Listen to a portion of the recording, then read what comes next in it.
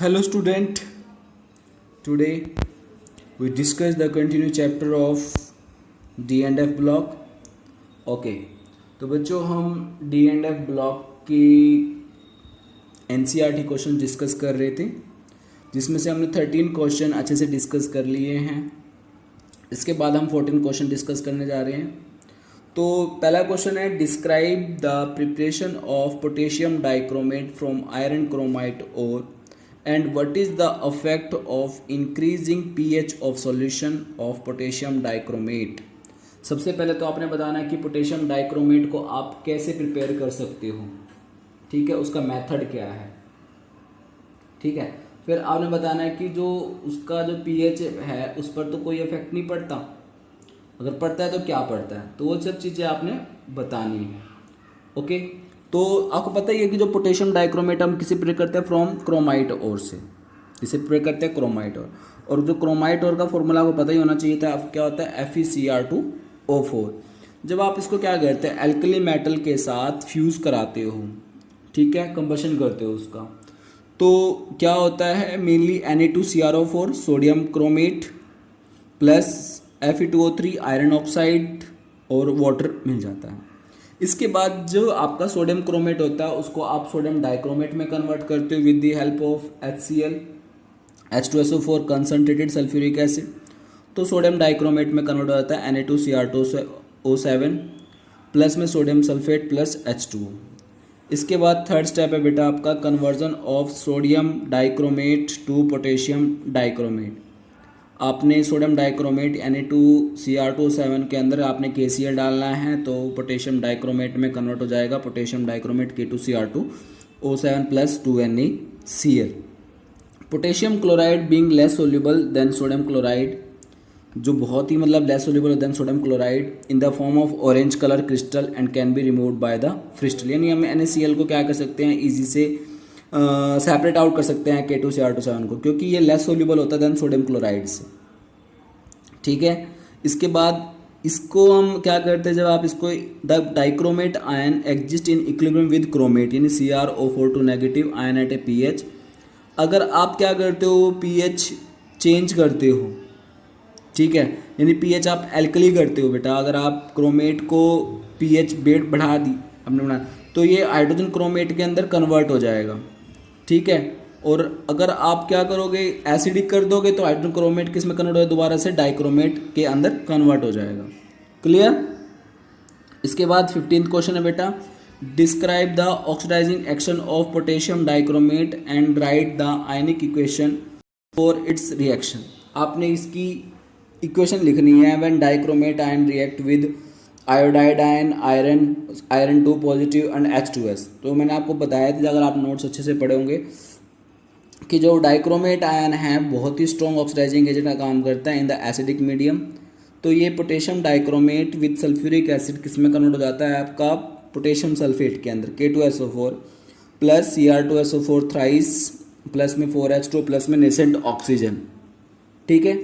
और K2O7 with iodide ion, या इसके अंदर ये भी इनके साथ ऐड कर देगा। देखो बेटा अब क्या करेगा, आयोडाइड जो आयोडीन है, आयोडाइड है आपका I2 नेगेटिव है, ठीक है, या आयोडाइड है, आयोडाइड को आयोडीन में कन्वर्ट कर देता है, Fe2 को Fe3 प्लस में, आपने ध्यान रखना है, और H2S को सल्फर के अंदर कन्वर्ट कर देता है, ये ध्यान रखना है। बाकी जो सब के अंदर सेम होता है, जो Cr2O7 2 नेगेटिव है उसको Cr3 प्लस में कन्वर्ट कर देगा सब, ठीक है, तो ये तरह ध्यान रखना। इसके बाद नेक्स्ट है बेटा, ये भी हमने कराई हुई है कि describe the preparation of potassium permanganate and how does the acidify potassium permanganate solution react with किसके साथ, आयरन SO2 इसके साथ and oxalic acid and write the, आपने आयनिक इक्वेशन भी लिखनी है इन सब की, ठीक है। अब क्या है, potassium permanganate can prepare from the pyrolusite, और आपको पता है पोटेशियम परमैंगनेट कैसे प्रिपेयर कर सकते हैं हम, फ्रॉम पायरोलुसाइट और से प्रिपेयर कर सकते हैं इसको, ठीक है। The ore is fused with KOH in the presence of either atmospheric oxygen or an oxidising agent such as potassium permanganate or potassium chlorate, इनके साथ यूज करते हैं मेनली पायरोलुसाइट। और आपको पता होना चाहिए पायरोलुसाइट होता क्या है, ठीक है। जो पायरोलुसाइट और है, पायरोलुसाइट और जैसे कि आपने बताया मैंने MnO2 होता है प्लस QH होता है, तो आप जब इसके साथ रिएक्ट करोगे तो ये आपको K2MnO4 दे देगा, K2MnO4 प्लस H2O, जो कैसा होगा, ग्रीन कलर का होगा। फर्दर क्या करोगे आप, जो ग्रीन मास है can be extracted with water and then oxidise either electrolytically or by potassium passing chlorine into the solution, तो आपको क्या मिल जाएगा, K+ मिल जाएगा, मतलब आपको KMnO4 मिल जाएगा। जनरल सी बात ये है, K2MnO4 किस में कन्वर्ट हो जाएगा, KMnO4 के अंदर कन्वर्ट हो जाएगा। ओके बच्चों, इसके बाद है जो मोड है इसका, मतलब ऑक्सीडेशन बाय क्लोरीन, क्लोरीन साथ भी आप KMnO4 में कन्वर्ट कर सकते हो, ऑक्सीडेशन बाय ओजोन से भी आप KMnO4 में कन्वर्ट कर सकते हो। तो डिफरेंट मेथड है जिसमें आप क्या कर सकते हो, KMnO4 की क्या कर सकते हो, प्रिपरेशन लिख सकते हो। मेनली जो पेपर में आता है पायरोसाइट और है वो बड़ा ईजी है, आप उस चीज़ को ईजी से कर सकते हो। इसके बाद है एसिडिफाई KMnO4 सोल्यूशन को आपने क्या करना है, रिएक्शन करके दिखानी है इन आयनिक फॉर्म में। तो क्या करेगा, Fe2 को Fe3+ में कन्वर्ट कर देगा, SO2 को सल्फ्यूरिक एसिड में और ऑक्सैलिक एसिड को कार्बन डाइऑक्साइड के अंदर कन्वर्ट कर देगा। क्लियर होगा बेटा, तो ये आपने बस ध्यान रखना है। बाकी देखो वही है, MnO4 नेगेटिव Mn2+ में कन्वर्ट हो जाएगा और Fe2 पॉजिटिव Fe3 में, same MnO4 negative Mn2 positive में, SO2 सल्फेट के अंदर, SO42 नेगेटिव के अंदर, ठीक है। और जो पोटेशियम परमैंगनेट है, जो ऑक्सैलिक एसिड है आपका C2O4 है, C2O4 H2 होता है ऑक्सैलिक एसिड, और ऑक्सैलेट का C2O42 नेगेटिव होता है इन आयनिक फॉर्म में, वो भी किस में कर रहा है, तो CO2 के अंदर कन्वर्ट हो जाएगा। ठीक है बेटा, इसके बाद है क्वेश्चन नंबर 17 है कि for M2 positive to M, यानी आपका यहाँ पे क्या हो रहा है, जनरल रिडक्शन हो रहा है M2 पॉजिटिव से M या फिर M3 पॉजिटिव से M2 positive system.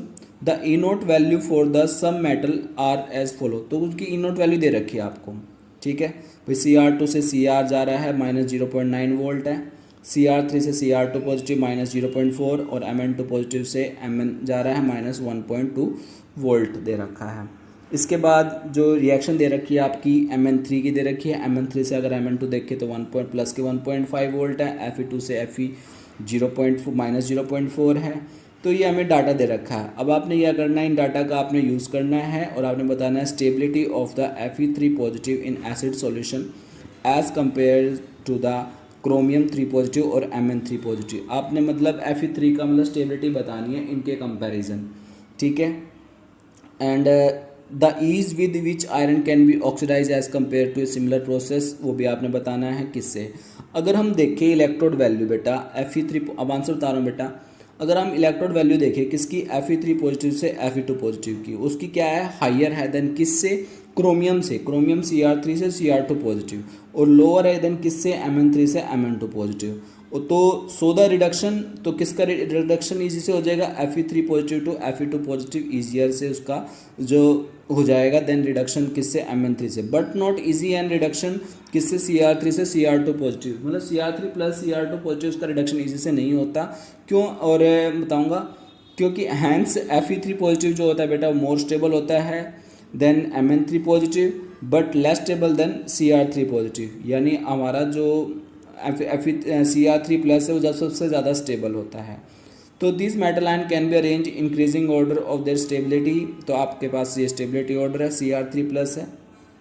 The reduction potential जो अगर हम देखें for the given pair increase in the order में आपने लगा देना, इंक्रीजिंग ऑर्डर में रिडक्शन पोटेंशियल Fe2 पॉजिटिव से Fe, Cr2 positive Cr, Mn2 positive से M। So the oxidation of the Fe2 positive is not an easy as the oxidation of Cr से Cr2 positive and the oxidation of M, इतना easy नहीं है, ठीक है, जितना easy किसका है, मैग्नीज का है। तो these metal can be arranged in increasing order of their ability to get oxidized Fe, Cr and M, यानी Mn का जो ऑक्सीडेशन पोटेंशियल सबसे ज़्यादा है।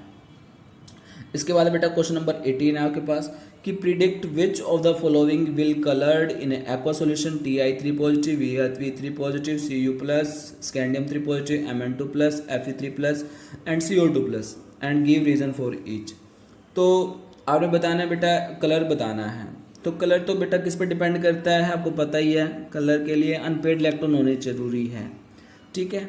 तो आप देखिए पहला है टाइटेनियम 3 पॉजिटिव है, तो टाइटेनियम के पास कितने हैं 3D1 है, दैट मीन्स ये कलर शो करेगा। वेनेडियम के पास वेनेडियम 3 पॉजिटिव में 3D2 कॉन्फिग्रेशन है, that means it's also show colour. Copper जो है कॉपर पॉजिटिव 3D10 है, बट इसके पास इलेक्ट्रॉन तो है but all the electron are paired, तो ये कलरलेस हो जाएगा। Scandium 3 positive AR noble gas configuration achieve कर ली, तो ये भी क्या हो जाएगा कलरलेस हो जाएगा।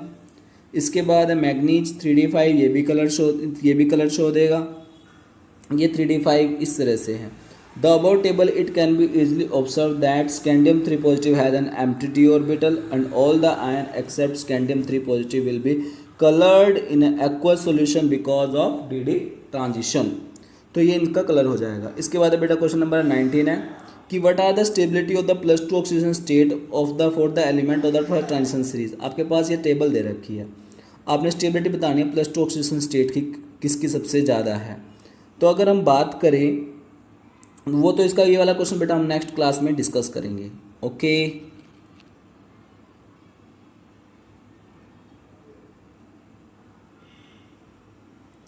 Thank you. ओके, वीडियो को लाइक शेयर एंड सब्सक्राइब जरूर करें बेटा जी। क्वेश्चन नंबर 19 को हम नेक्स्ट क्लास में डिस्कस